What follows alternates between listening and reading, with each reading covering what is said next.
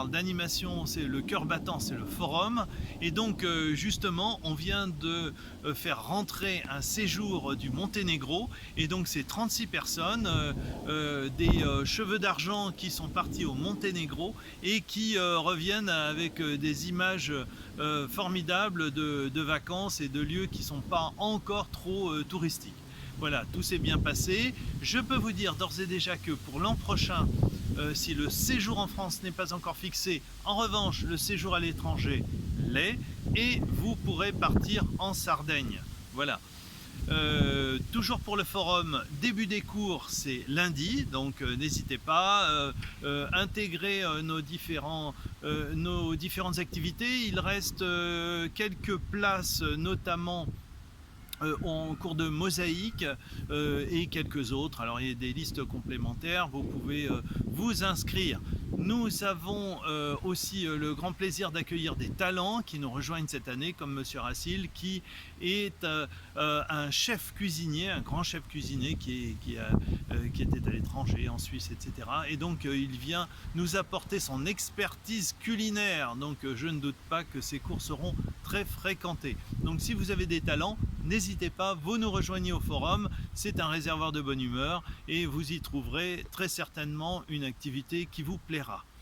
Nous avons encore de la place en matière d'apprentissage des cours de français et de portugais, donc si vous avez un peu de temps à consacrer à ces activités, n'hésitez pas. Nous arrivons sur le week-end consacré au patrimoine de la ville, et donc les journées du patrimoine à Villeneuve-le-Roi, nous axons sur les lieux les plus remarquables, c'est-à-dire la darse. La darse, ce sont ces bras d'eau qui ont été creusés en proximité de Seine, donc envahis par l'eau, et ils ont été creusés par les chantiers Morillon-Corvol.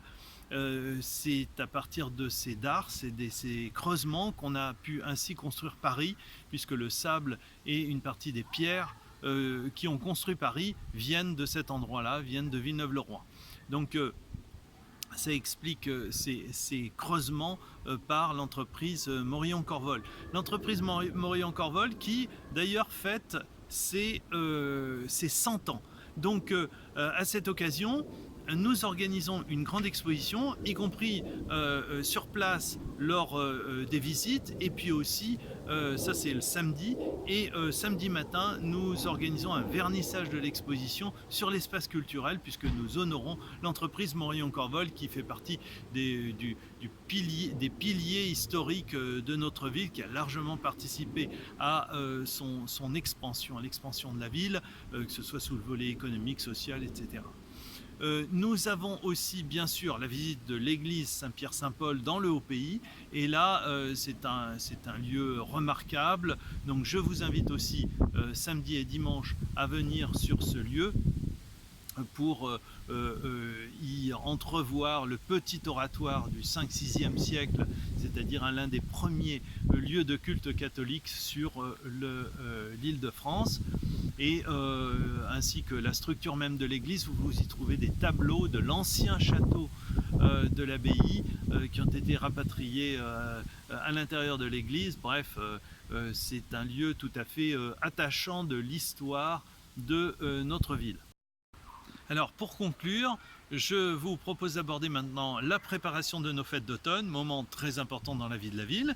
Et ces fêtes d'automne, le catalogue maintenant est en cours de distribution, vous l'avez dans vos boîtes aux lettres, vous y avez tout le programme.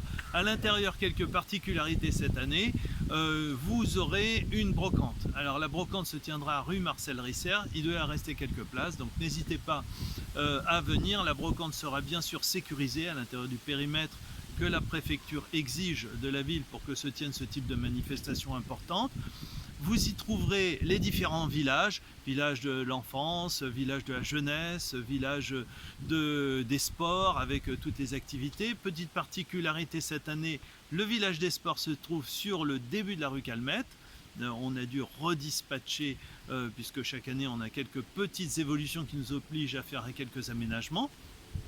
Les travaux de la rue Calmette n'impactent pas les fêtes, donc tout se passe normalement. Le le samedi, le temps fort, c'est la scène des associations qui cette année encore, après le succès de l'an dernier, se tiendra sur le jardin Arpino, c'est-à-dire derrière la piscine, entre la piscine et le centre culturel. Donc vous aurez tout le loisir de participer soit en tant qu'acteur sur la scène, soit en tant que public au forum des associations. Vous pourrez vous y restaurer bien sûr, et là nous vous invitons, que ce soit le comité des fêtes ou les différents stands, baiolés, etc. Bref, vous y trouverez tous ceux qui nous offrent la possibilité de nous restaurer, le centre, l'espace portugais de l'association franco-portugaise, bref, vous y trouverez très certainement de quoi vous restaurer. Et bien sûr le temps fort encore cette année, c'est la cavalcade. Alors, encore en ce moment, juste à côté, sur l'atelier du carnaval, nous préparons les chars et c'est un très très gros travail avec les centres de loisirs, bref, tout le monde s'y met, les associations, et on est aidé pour la confection des chars par deux personnes qui viennent nous épauler parce que c'est un travail de professionnels. Voilà, notre cavalcade qui sera encadrée par des élus et on essaiera de vous offrir le spectacle le plus réjouissant et festif possible.